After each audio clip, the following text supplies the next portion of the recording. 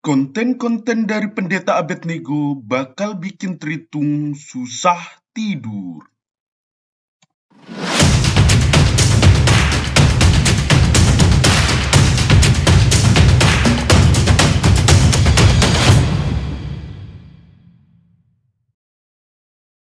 Karenanya memang perlu ada orang yang konsentrasi, yang fokus mengkaji masalah seperti ini.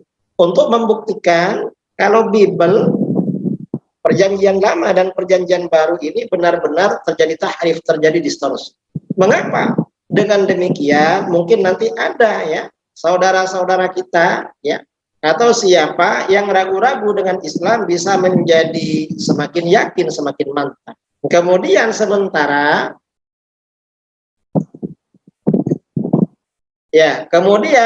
sementara orang-orang di luar Islam setelah mendapat pembuktian adanya distorsi di kitab mereka, siapa tahu di antara mereka mendapatkan hidayah lalu masuk Islam. Dan ini banyak terjadi.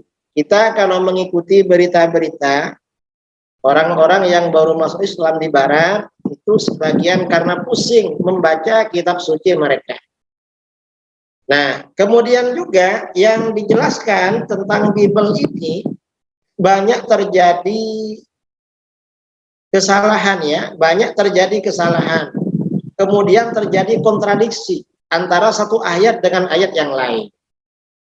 Ini diantara kesalahan-kesalahan kitab Bible yang sengaja terjadi distorsi, yang sengaja didistorsi. Kemudian juga di sini juga diungkap ya, ini yang berbeda dengan kita di umat Islam. Kalau umat Islam ini meyakini bahwa para nabi itu adalah manusia-manusia yang suci, manusia-manusia yang maksum, yang dijaga oleh Allah, dilindungi oleh Allah dari terjerumus dalam perbuatan dosa dan kesalahan. Tetapi ternyata di dalam Bible itu ada ayat-ayat, di dalam kitab-kitab ahlul kitab ada ayat-ayat yang menjelaskan kalau mereka ini ada para pelaku dosa besar, para nabi. Para nabi ini pelaku dosa besar. Dan ini gak mungkin terjadi seperti itu. Artinya apa? Ini bukti kalau kitab Bible ini sudah mengalami distorsi. Terjadi distorsi. Dan mungkin masih banyak aspek ya, kalau Bible itu benar-benar mengalami distorsi. Ini kajian pertama ya yang menjadi PR, dan ini sudah dijelaskan oleh ulama kita yang pakar kristologi, Syekh Rahmatullah Al-Hindi Al-Utsmani dalam kitabnya Izharul Haq. Beliau sudah menjelaskan di sini. Nah, kemudian lagi selain masalah ini yang berkaitan dengan Islam, yang juga perlu dijelaskan adalah status Nabi Isa alaihissalam. Kalau kita kan meyakini Nabi Isa ini seorang nabi, seorang rasul, hamba Allah, tetapi orang Kristen itu mempertuhankan mereka. Kita harus bisa membuktikan kalau Nabi Isa itu bukan Tuhan. Dan ini bagus sekali kalau buktinya itu justru dari Bible itu sendiri. Seperti dijelaskan oleh para ulama-ulama dulu yang pakar dalam bidang kristologi. Ini sangat penting untuk menjelaskan kebenaran Islam kepada masyarakat. Nah, kemudian juga yang ada kaitannya dengan ini dalam dunia kristologi. Kita di dalam Al-Quran itu mengenal yang namanya nasakh. Nasakh itu artinya perubahan, sebagian hukum-hukum syariat itu oleh Allah itu dirubah. Dan itu terjadi baik perubahan dari nabi sebelumnya pada nabi berikutnya. Misalnya sebagian syariat yang ada di Yahudi yang berkaitan dengan fikih itu dirubah dalam syariatnya Nabi Isa alaihissalam. Kemudian syariatnya Yahudi dan Nabi Isa yang berkaitan dengan fikih dirubah oleh syariat Islam. Nah, hubungannya dengan kristologi apa? Orang Yahudi dan orang Nasrani menolak yang namanya nasakh. Nasakh kata mereka gak mungkin terjadi kalau itu dari Tuhan. Kalau menurut kita ya terjadi.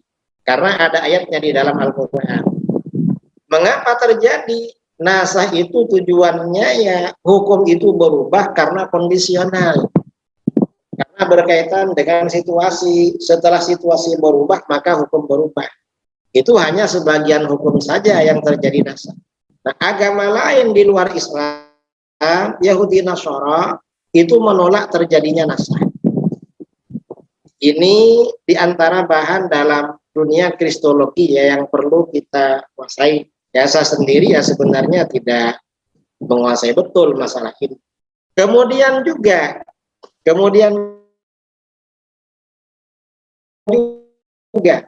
ya yang menjadi bahasa di dunia kristologi adalah membuktikan Sallallahu Alaihi Wasallam. Ini perlu dibuktikan karena orang-orang Yahudi Nasrani itu menolak kenabian beliau, dan bagus sekali kalau bukti-bukti kenabian beliau Sallallahu Alaihi Wasallam itu buktinya justru diambil dari Bible. Dan ini banyak dilakukan oleh pakar kristologi kita, bahwa nabi kita ini memang benar-benar nabi, itu buktinya dari Bible. Nah, kalau kita umat Islam membuktikan kenabian beliau, ini banyak sekali. Membuktikan apa? Yang pertama dari Al-Quran. Al-Quran ini merupakan salah satu bukti kalau Nabi kita Muhammad SAW adalah seorang Nabi. Mengapa Al-Quran menjadi bukti? Karena Al-Quran ini benar-benar menjadi mukjizat. Mukjizat yang berlaku hingga hari kiamat. Dan sampai sekarang masih ada. Ini Al-Quran.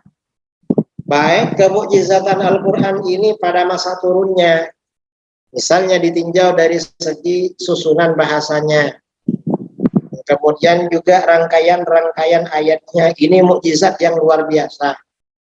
Di mana manusia yang ahli sastra sekalipun itu tidak mampu menyusun susunan narasi yang nilai sastranya seperti Al-Quran, itu tidak mampu. Karenanya dulu banyak ahli sastra Arab begitu mendengar ayat-ayat Al-Quran itu masuk Islam. Mengapa? Karena Al-Quran ini memang benar-benar dari Allah. Manusia agak mampu melakukan seperti itu. Nah, dan Al-Quran, kalau kita ini mampu membuktikan kebenaran Al-Quran, maka secara otomatis, secara tidak langsung, kita berarti membuktikan kalau baginda Rasulullah SAW itu adalah seorang Nabi. Jadi begitu. Memang perlu ini membuktikan kebenaran Al-Quran. Dan ini akhir-akhir ini semakin banyak ya berita orang-orang Barat, orang-orang Kristen atau Yahudi, mengapa dia masuk Islam? Katanya sebagian karena penasaran dengan Al-Quran, mau mencari kelemahan Al-Quran. Al-Quran mau dicari kesalahannya, mau dicari kelemahannya. Setelah mereka cari-cari, ternyata Al-Quran ini gak ada kelemahannya. Akhirnya mereka yang lemah dan masuk Islam. Nah, kita ini penting menjelaskan kebenaran Al-Quran. Karena dengan pembuktian kebenaran Al-Quran, berarti kita membuktikan kenabian Nabi kita Muhammad SAW. Ini termasuk tugas seorang kristolog ya, ahli kristologi. Karena kita harus mampu membuktikan kenabian beliau. Ini dilihat dari segi Al-Quran. Kemudian apalagi? Membuktikan kebenaran Nabi kita bisa dari syariat-syariatnya. Bahwa hukum-hukum yang ada di dalam syariat Islam itu juga mengandung mukjizat. Mungkin ini bisa masuk ke kajian Al-Quran tadi. Cuma karena syariat di dalam hadis ini ada, maka bisa lebih spesifik daripada pembuktian kebenaran Al-Quran. Jadi bisa lebih khusus daripada itu. Nah, ini membuktikan ya kebenaran kenabian baginda Rasulullah SAW, bahwa baginda Nabi ini seorang Nabi akhir zaman. Setelah beliau tidak ada Nabi lagi, bukti nomor satu kebenaran agama beliau, kebenaran kenabian baginda Shallallahu Alaihi Wasallam, adanya kebenaran untuk melakukan pembuktian kebenaran Al-Quran. Dan ini banyak terjadi, banyak dilakukan ya di dunia barat ya. Sebagian pakar yang masuk Islam kemudian meneliti ayat-ayat hukum-hukum yang ada di dalam Al-Quran, kemudian hukum-hukum itu diungkapkan pada orang lain, orang yang nggak mau masuk Islam ditantang, akhirnya yang ditantang itu akhirnya masuk Islam juga. Jadi begitu. Kemudian lagi ya, membuktikan ya, pembuktian kenabian Nabi kita Shallallahu Alaihi Wasallam. Pakai apa lagi?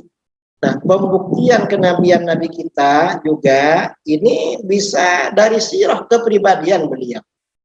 Dari sirah ya, perjalanan hidupnya. Kemudian juga dari fisik, perjalanan hidupnya, kesederhanaannya, kepemimpinannya, dan kehidupan beliau. Ya termasuk dengan mukjizat-mukjizat yang ada pada waktu itu ketika beliau masih hidup. Kemudian sebagian hadis-hadisnya yang mengandung mukjizat hingga kini sampai sekarang. Ini perlu juga. Mengapa? Dengan informasi-informasi seperti ini, kita bisa menguatkan akidah umat Islam kalau Nabi kita Shallallahu Alaihi Wasallam adalah benar-benar Nabi dan Nabi di akhir zaman. Jadi benar-benar Nabi dan Nabi di akhir zaman. Jadi begitu. Mengapa? Agar pengikut agama lain percaya terhadap agama kita, lalu mereka mendapatkan hidayah masuk Islam. Atau misalnya ada saudara-saudara kita yang kurang mantap akidahnya, mendengarkan informasi seperti itu, akhirnya benar-benar mantap, menjadi kuat keislamannya. Dan ini banyak terjadi ya di negara-negara barat. Orang-orang yang meneliti hukum-hukum Islam, sebagian meneliti itu untuk mencari-cari kelemahannya. Tetapi akhirnya bagaimana? Akhirnya dia yang nampak kelemahannya, kemudian dia masuk Islam. Ini di antara poin-poin kristologi yang perlu dikaji pada perkembangan zaman seperti sekarang ini. Walhasil saudara-saudara, seperti saya katakan tadi, bahwa mempelajari ilmu kristologi ini hukumnya fardu kifayah. Bukan sunnah saudara, tapi fardu. Cuma fardunya fardu kifayah. Mengapa? Umat Islam itu harus ada yang punya ilmu, punya perangkat pengetahuan seperti itu. Mengapa? Karena ini memang tantangan pada masa sekarang.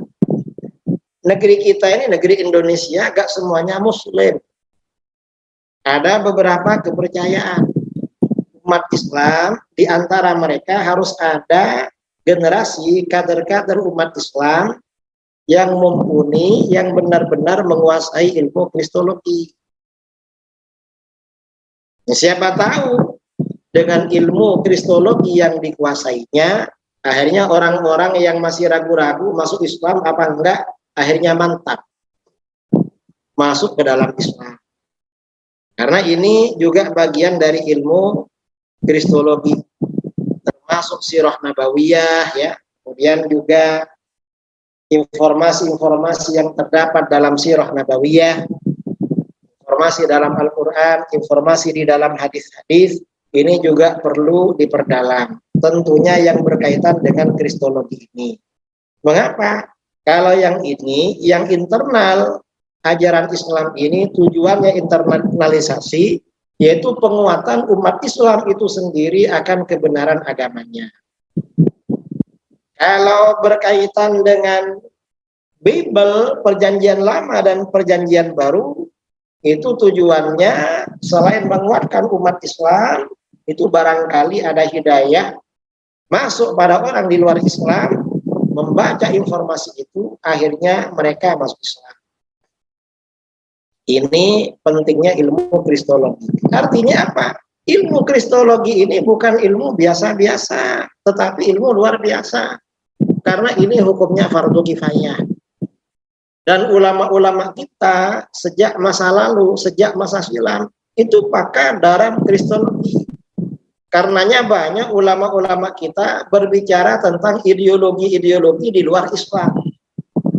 Bahkan semua akidah di luar Islam dibahas di dalam kitab-kitab ilmu kalam. Saya perhatikan ya, ulama-ulama dulu seperti Imam Fakhruddin Ar-Razi. Imam Ar-Razi ini pernah, ya mungkin sering ya, berdebat langsung dengan pendeta Kristen juga pernah.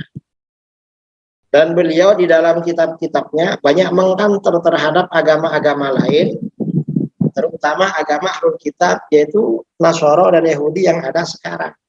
Artinya beliau pakar kristologi juga.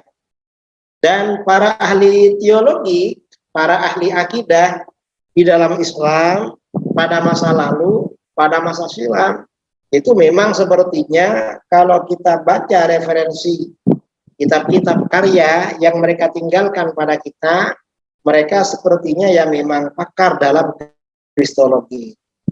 Jadi artinya apa? Ilmu kristologi bukan ilmu yang asing bagi umat Islam. Mengapa bukan asing? Pendahulu-pendahulu kita, guru-guru kita dulu, ulama-ulama kita dulu, itu banyak yang pakar dalam bidang kristologi. Karenanya saya sangat mengapresiasi kepada saudara-saudaraku yang aktif di podcast atau aktif di Zoom pada malam ini yang memang menekuni bidang kristologi. Mengapa di negeri kita ini banyak kantong-kantong di mana non-muslim itu mayoritas, muslimnya minoritas. Dan sudah jarang, kalau dulu ya di daerah-daerah di mana banyak non-muslim, itu sebagian ulama menyempatkan seminggu sekali, sebulan sekali berdakwah ke daerah-daerah non-muslim, lalu mengajak mereka masuk Islam. Sekarang ini sepertinya mulai berkurang. Ini PR saudara-saudara bagi kita, di mana sekiranya kristologi ini benar-benar dipahami. Dan saya merasa senang ketika, kalau nggak salah 2 tahun yang lalu atau setahun yang lalu ya, ada kristolog saudara kita Pak Don Lintan bersama Ustadz Wafi sama Uni Rifa, siapa lagi, datang ke tempat saya berbicara tentang kristologi, kemudian juga memberikan buku-buku termasuk kitab-kitab sebagian ya, Alkitab kepada saya, dan di situ dibuktikan kalau Alkitab itu telah mengalami tahrif, telah mengalami distorsi, dan ini sangat penting untuk proses islamisasi di negeri kita. Nah, barangkali ini pengantar diskusi dari saya, pentingnya kita mempelajari ilmu kristologi, karena ilmu ini telah diwariskan oleh ulama-ulama kita dulu. Dan juga perlu melakukan komparasi kitab-kitab kristologi yang ditulis pada 900 tahun yang lalu. Misalnya kitab kristologi yang ditulis oleh Imam Al-Ghazali, yang ditulis oleh Syekh Ibnu Taimiyah, ditulis oleh Syekh Ibnu Qayyim al-Jauziyah, ditulis oleh Syekh Rahmatullah bin Khalilur Rahman Al-Utsmani Al-Qiranawi. Dan mungkin ada ulama-ulama lain yang pakar dalam bidang kristologi pada masa-masa silam dan dikaji, dibandingkan dengan Bible yang ada sekarang. Jangan-jangan sudah terjadi tahrif lagi pada masa sekarang. Dan memang sepertinya iya, ketika Pak Don Lintan datang ke tempat saya setahun atau 2 tahun yang lalu, kemudian memperlihatkan tentang Alkitab yang terbit beberapa puluh tahun yang lalu dengan yang sekarang, itu ternyata terjadi banyak perubahan, terjadi distorsi. Ini penting bahwa Alkitab, kitab-kitab agama lain ya, kitab-kitabnya Ahlul Kitab, Yahudi, Nasara, yang diterangkan di dalam Al-Quran telah terjadi tahrif, memang benar-benar terjadi tahrif. Kita semakin mantap terhadap ajaran Islam. Nah, barangkali ini materi pengantar diskusi dari saya dengan saudara-saudara di malam 27 Ramadan ini. Mudah-mudahan ini bersamaan dengan malam Lailatul Qadar, kita mendapatkan keberkahan malam Lailatul Qadar pada malam ini. Allah mengampuni dosa-dosa kita semuanya. Kurang lebihnya walafu minkum. Assalamualaikum warahmatullahi wabarakatuh. Waalaikumsalam warahmatullahi taala wabarakatuh. Waalaikumsalam warahmatullahi wabarakatuh. Alamin. Saya sebagai moderator, sekarang adalah sesi tanya jawab teman-teman. Bagi teman-teman yang ingin bertanya, bisa raise hand. Bisa raise hand, dan yang diizinkan oleh moderator akan mempertanyakan apa yang ditanya, kemudian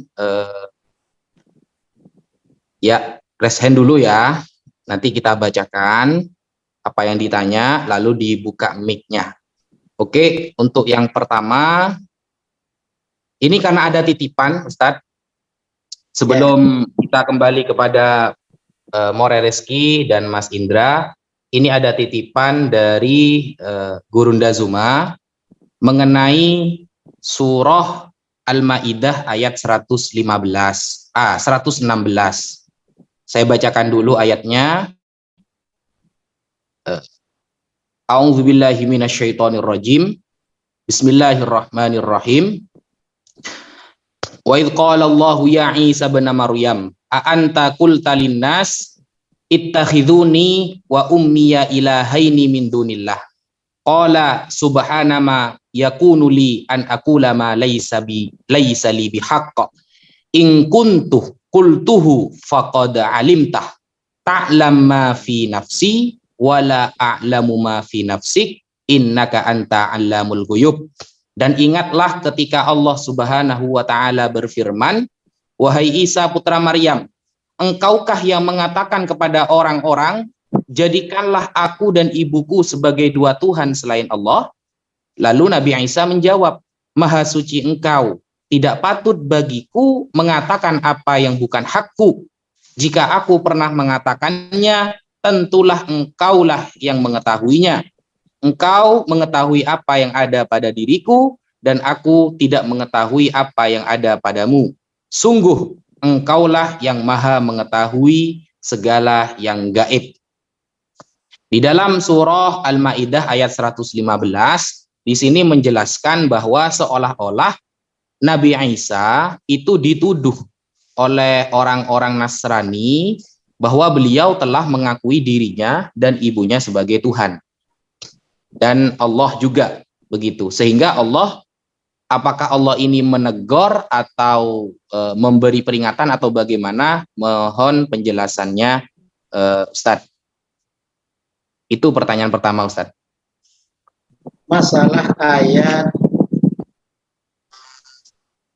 Masalah surat Al-Maidah ayat 116. Pertanyaan ini terjadinya kapan? Mayoritas ulama mengatakan ini besok pada hari kiamat. Ketika orang-orang Kristen yang mempertuhankan Nabi Isa itu berkumpul, maka Nabi Isa ditanya masalah itu. Karena orang Kristen menganggapnya itu ajaran Nabi Isa. Ini sebenarnya untuk mempermalukan orang-orang Kristen kalau ajaran mereka itu tidak dikaji secara mendalam.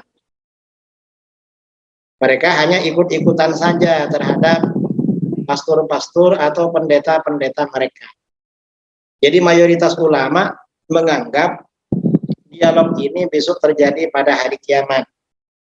Dikatakan di dalam Al-Quran, wa idh qala Allahu ya Isa ibn Maryam anta qulta lin-nasi ittakhiduni wa ummi ilahaini min dunillah.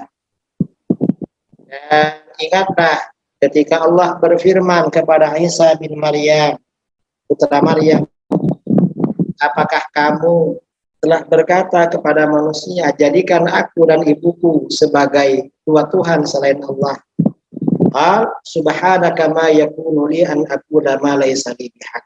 Maha suci engkau, tidak patut bagiku berkata sesuatu yang bukan hakku. Karena Nabi Isa tidak berhak disembah, dipertuhankan enggak berhak. Karena beliau enggak. Jadi begitu. Nah, ini yang perlu yang perlu juga dipersoalkan di dalam masalah ini. Di dalam ilmu kristologi. Apa? Di dalam akidah, kalau di dalam Islam, yang namanya akidah itu dasarnya harus qat'i, pasti benar, harus definitif. Itu kalau di dalam Islam. Nah, di dalam Islam, Al-Quran ini periwayatannya sampai sekarang itu mutawatir. Dan tidak mengalami distorsi, tidak mengalami perubahan. Al-Quran yang ada sekarang dengan Al-Quran yang ada 100 tahun lalu, atau bahkan 500, atau sejak awal-awal Islam sampai sekarang tidak ada perubahan. Itu Al-Quran. Artinya Al-Quran ini sampai kepada kita itu secara mutawatir. Artinya ada sanad yang bersambung ya, dari generasi ke generasi. Nah,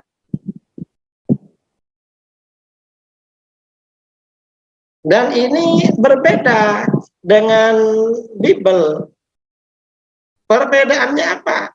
Kalau Bible, orang Kristen ini gak punya sanad kepada Nabi Isa atau kepada Nabi Musa, gak punya sanad. Yang mutasil, apalagi mutawatir, gak punya sanad. Karena al-isnad min khosa'isi hadhil ummah. Artinya apa? Dengan demikian, Islam ini akidahnya tetap terjaga sampai sekarang. Karena hal-hal yang berkaitan dengan akidah, kalau sifatnya periwayatan itu mutawatir. Kalau berkaitan dengan di luar akidah, ada yang mutawatir, ada yang tidak mutawatir. Yang tidak mutawatir ini namanya adalah dhanni.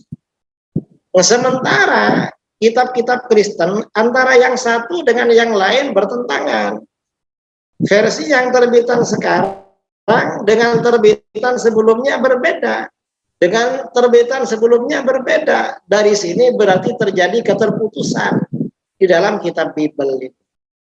Karenanya orang di luar Islam itu sebenarnya tidak teliti dengan akidah yang mereka ikuti. Mengapa? Karena dasarnya tidak qat'i. Tidak pasti benar, tidak definitif. Sanadnya tidak ada. Karena sanad ini termasuk keistimewaan umat Islam. Jadi begitu. Ada hubungan dengan ayat tadi maksudnya. Artinya dialog itu menurut mayoritas ahli tafsir itu terjadi besok pada hari kiamat. Ketika orang-orang Kristen dipertanggungjawabkan, mereka mengakunya katanya dari Nabi Isa. Ternyata kata Nabi Isa, enggak, saya Nabi Isa enggak pernah mengajak mempertuhankan dirinya dan ibunya, enggak pernah. Kalau terjadi seperti itu dari mana? Berarti ajaran Kristen itu mengalami distorsi dalam perjalanan sejarah. Jadi begitu, wallahu a'lam.